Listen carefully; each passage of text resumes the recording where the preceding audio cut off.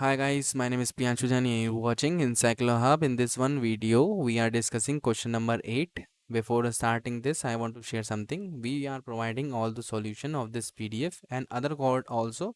So if you need answers of this PDF, so you can contact us on our WhatsApp number, and at least you can contact us and suggest us and what are the requirements you in your course.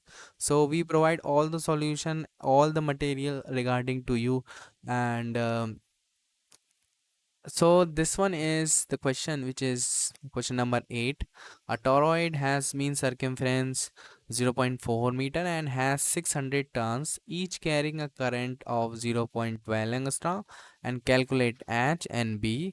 If the toroid has an air core, and we calculate B, and the magnetization M if the core is filled with iron of relative permeability 4000.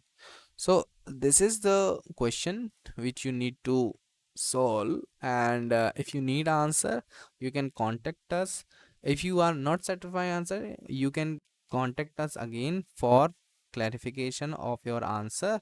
After satisfaction, you will get a more better answer.